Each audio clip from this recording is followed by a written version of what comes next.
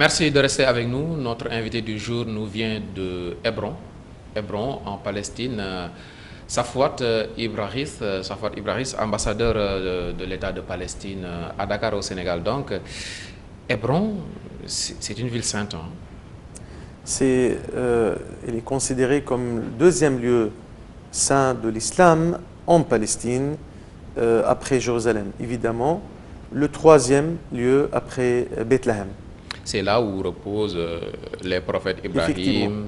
C'est là où repose le père de tous les prophètes. Et ses enfants prophètes. Et ses enfants et ses femmes, et donc toute la dynastie. Sarah, Ibrahim, oui, mais c'est une ville aujourd'hui juive. Pas du tout. C'est une ville palestinienne avec un héritage international, un héritage qui touche à toute l'humanité, où dans cet endroit, il y a une mosquée historique qui s'appelle la mosquée d'Abraham, le patriarche d'Abraham, qui fait partie des biens dirigés par les waqf islamiques, par les legs islamiques de l'époque du calife Omar ibn Khattab. C'est une ville peuplée par 120 000 Palestiniens contre 550 colons juifs, parmi les plus fanatiques malheureusement, mais bien protégés comme d'habitude, squattés d'une manière illégale tout près de la mosquée, rendant la vie infernale pour les Palestiniens de cette ville, agressant, harcelant tous les jours les commerçants, les écoliers, les familles dans leurs maisons. Et vous pouvez même vous référer à des vidéos qui démontrent, des rapports même émis par des observateurs internationaux sur cette ville, qui est aujourd'hui le révélateur de cette occupation dans le plus moche de termes qu'on peut imaginer. Oui, qui renferme également pas mal de traces de ces religions monothéistes que sont l'islam, le judaïsme ou encore le christianisme. Et d'ailleurs, excusez-moi de vous couper, c'est une ville, c'est la première ville palestinienne jumelée avec une ville sénégalaise, qui est la ville de Thiès. Donc voilà, le choix de cette ville n'était pas non plus aussi simple, parce que pour faire venir le maire de Hébron jusqu'à Thiès, on a fait un sacré effort, mais finalement on se félicite de cet achèvement d'un jumelage historique entre Thiès et Hébron. Et les projets sont multiples en cours, de coopération entre les deux municipalités et également entre les populations de ces deux villes. Oui, comme Ibrahim, qui est le père du monothéisme, de toutes ces religions, Jérusalem veut également accueillir toutes ces sensibilités.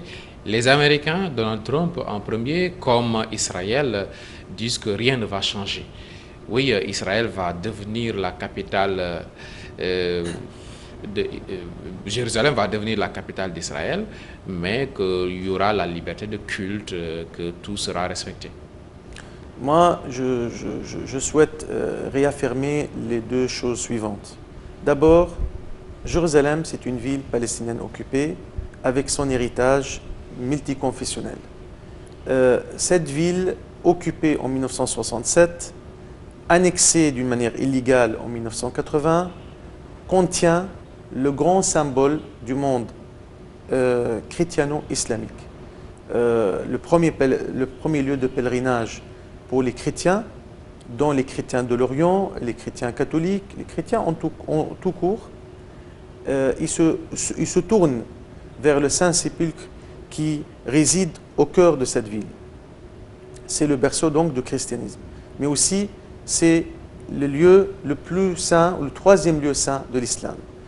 La première direction vers laquelle les musulmans se tournaient dans leurs prières, c'est la terre de voyage nocturne du prophète, c'est le lieu, la deuxième mosquée de l'islam, c'est la mosquée d'Al-Aqsa, troisième lieu saint où faire la prière à Jérusalem est 500 plus récompensé que sur un autre lieu du monde entier. Ça, c'est très important de rappeler. Donc, c'est un héritage historique, religieux. Tout ce qui est sur cette ville appartient à l'État de Palestine. Mais avec Israël, est-ce que la mosquée est menacée ou est-ce qu'il y a un site religieux qui est menacé à Jérusalem? Non, non. L'héritage juif, chrétien, musulman sont censés de faire partie de cet héritage palestinien. La Palestine est garant de maintenir cet esprit de cohabitation qui a régné depuis la conquête de Jérusalem par le calife, le deuxième calife de l'islam, calife Omar ibn al-Khattab, et de son pacte d'engagement qui porte son nom, le pacte omarien.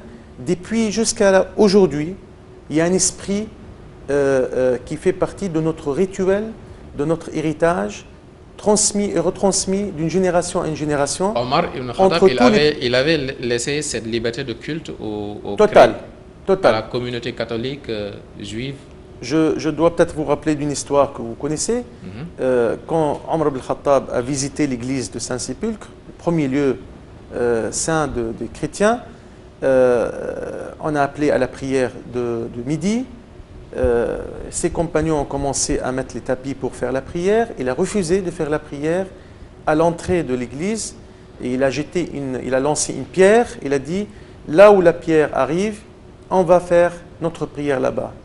Et quand on a demandé pourquoi, il a répondu, parce que je crains que quelqu'un qui vient après moi et qui considère là où il a fait le calife ses prières devient une mosquée.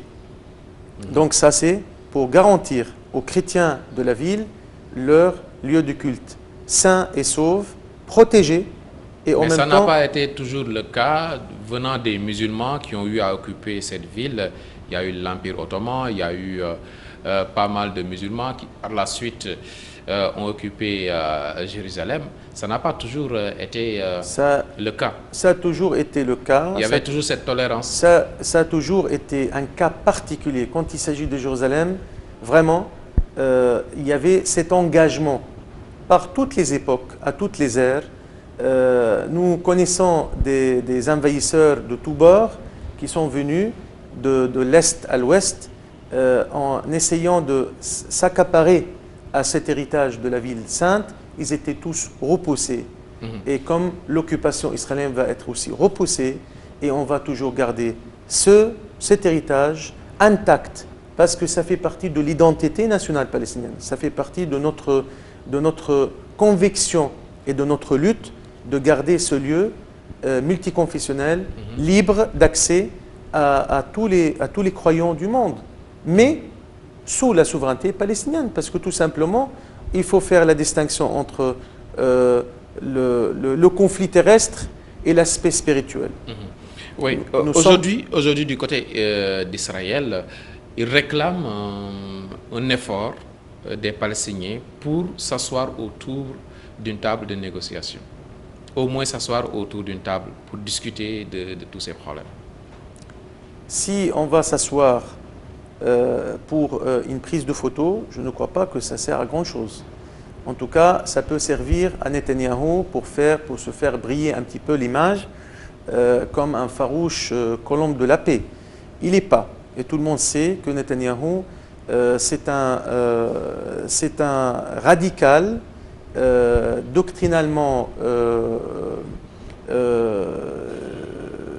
en tout cas, ennemi à toute possibilité d'une cohabitation entre État d'Israël et État de la Palestine.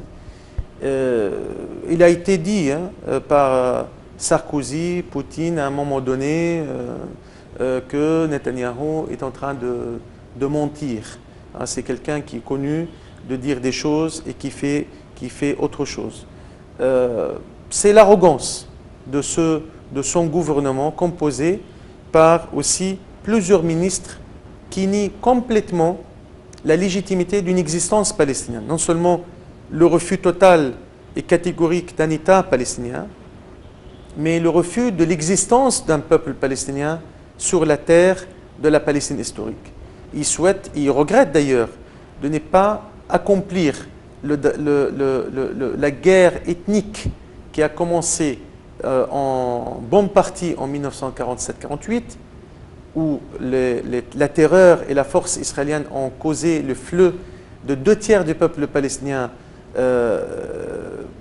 expulsés de leur ville et village d'origine, où on a assisté à 33 massacres, 14 000 Palestiniens tués, malheureusement 500 villes à peu près et communes complètement ou en bonne partie anéanties. Netanyahou, parmi les Juifs qui ne reconnaissent pas à la communauté palestinienne ce droit à l'existence. Je dirais il était assez malin de vendre la parole où il envoie toujours la balle vers l'autre. Il a dit « j'accepte un État de Palestine », mais il n'accepte jamais de déterminer les frontières de l'État d'Israël. Et on ne sait pas dans son idéologie. Du côté de la Palestine, on accepte l'existence d'un État hébreu. Il y a une lettre signée, une lettre d'échange, de reconnaissance entre Yasser Arafat et Yitzhak Rabin. Yasser Arafat, qui était en 1993 donc le président de l'OLP, a reconnu l'État d'Israël et sur cette base, l'État d'Israël a reconnu l'OLP d'une manière mutuelle et c'était le début d'un accord ou des pourparlers qui ont abouti à un accord signé, négocié à Oslo et signé à Washington le 13 septembre 1993 et qui a un accord intérimaire, une déclaration de principe qui devrait aboutir avec Bill Clinton au bout de 5 ans à un État de Palestine souverain sur les frontières de 4 juin 1967. Oui, mais voilà, il y a des réponses du peuple palestinien déjà à l'acte posé par Donald Trump. Il faut s'attendre à quoi? D'abord, la lutte du peuple palestinien va poursuivre. Comme je vous ai expliqué, ce qui s'est passé ne devrait pas nous abaisser. À une radicalisation? Non, le peuple palestinien n'a jamais été radical. Il est simplement et instinctivement attaché à son droit. Hamas appelle à la révolte.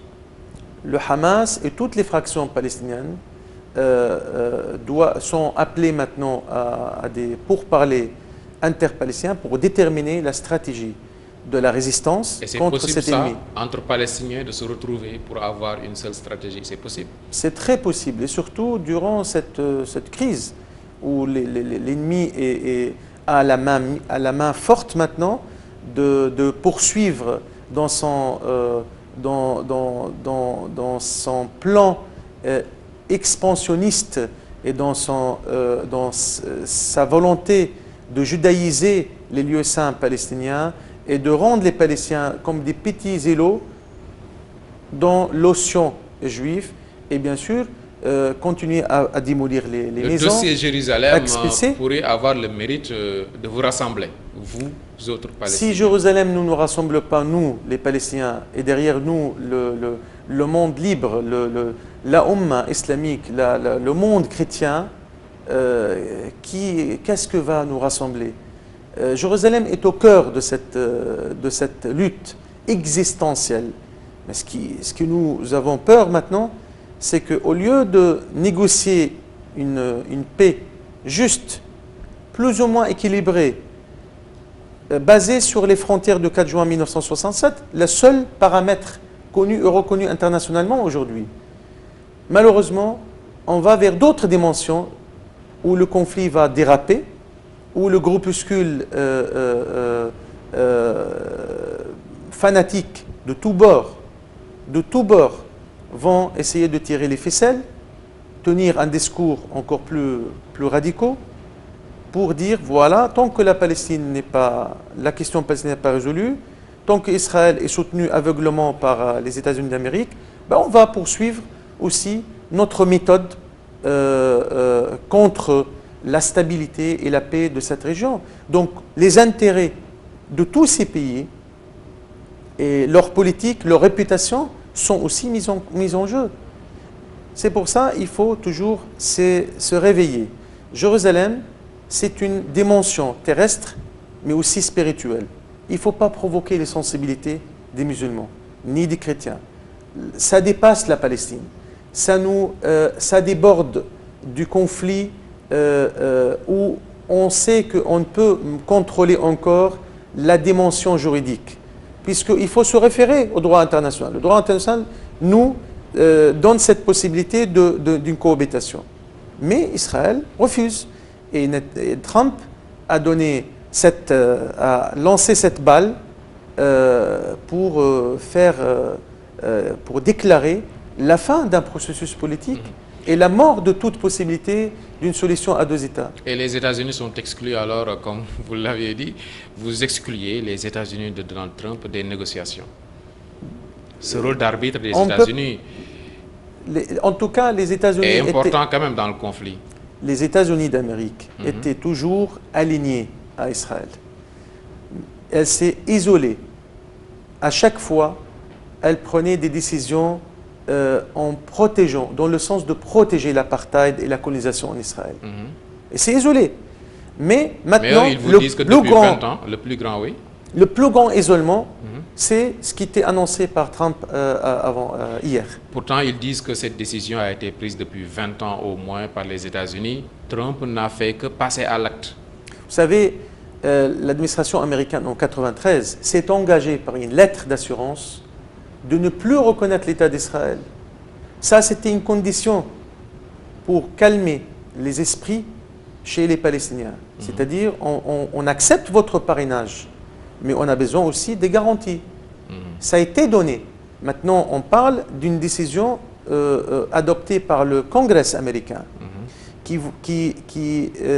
dans laquelle cette instance législative demandait au président de reconnaître, bien sûr sous l'influence de groupes d'intérêt et de groupes de pression pro-israéliennes que nous connaissons leur taille. Tous les présidents américains auparavant étaient réticents, savaient sagement que oser de franchir cette ligne rouge va mener à des conséquences très néfastes et très négatives.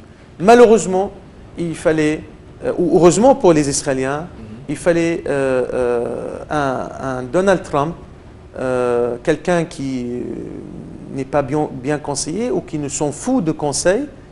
En tout cas, doctrinalement, il est très bien impliqué dans le soutien d'Israël, vu de son électorat, et il a cette fois-ci franchi avec beaucoup de culot avec cette décision. Le contrôle de Jérusalem, ça a suscité pas mal de guerres dans l'histoire de l'humanité. Un conflit qui émanerait de ce coin du monde dans ce contexte actuel, un autre intifada, ça pourrait donner quoi? Avec tous ces foyers de tension, il y a la Syrie à côté, il y a le Liban, il y a l'Irak. Est-ce que c'est pas trop sensible? C'est trop sensible. C'est une question qui touche à la dignité de chaque Palestinien, mais derrière, il y a aussi beaucoup de peuples du monde qui suivent de près avec beaucoup d'intérêt ce qui peut se passer. Depuis l'annonce de Trump, la situation est devenue très tendue. Et vous réclamez quoi concrètement du côté palestinien? Nous sommes aujourd'hui en train de se battre pour le droit palestinien, pour la liberté du peuple palestinien, pour un État de Palestine souverain sur les frontières du 4 juin 1967. Et ça, ce n'est pas possible sans Jérusalem? Ce n'est pas possible sans Jérusalem. Jérusalem est au cœur de ces territoires, est au cœur de cette ambition et de ce projet national palestinien. Donc ça va être compliqué. Et assurément, Donald Trump... Ce n'est pas compliqué du tout. Ça fait partie des paramètres reconnus internationalement. Ce n'est pas parce qu'il y a un président d'un État qui a décidé autrement qu'on va laisser la place à lui. Et vous pensez que vous pouvez compter sur les Nations Unies? On va tenter toutes les possibilités dans cette bataille juridique, diplomatique, politique. On va frapper à toutes les portes. Nous allons demander à l'ONU à ce que l'État de Palestine soit reconnu à part entière. Le Conseil de sécurité, en raison des vétos américains, fait obstacle. Maintenant, on va revenir pour réclamer haut et fort que tous les États qui ont déjà reconnu l'État d'Israël font une déclaration que leur reconnaissance est basée sur les frontières du 4 juin 1967. Voilà le conflit israélien. Et tous ceux qui n'ont pas encore reconnu la Palestine, nous avons 138 pays qui ont reconnu la Palestine.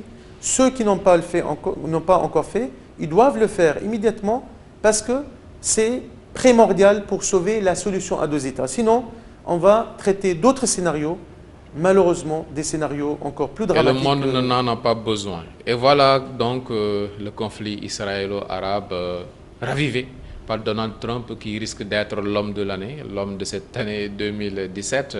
En bien comme en mal, ça dépend des paradigmes d'après lesquels l'homme fort des États-Unis est perçu. Oui, nous sommes à la fin de l'année. Nos vœux à l'ambassadeur de Palestine ici au Sénégal, nos vœux de santé, de prospérité, de paix aussi, surtout. Inch'Allah. Merci. Ça serait possible si on poursuit y croire. Merci à Safwat Ibrahis, donc monsieur l'ambassadeur. Merci à vous d'avoir suivi ce numéro de Toute la vérité. Nos voeux également de santé, de paix et de prospérité à tous ceux qui nous suivent du côté du Sénégal comme de Hébron, en Palestine. Merci. À dimanche, Inch'Allah, pour un autre numéro.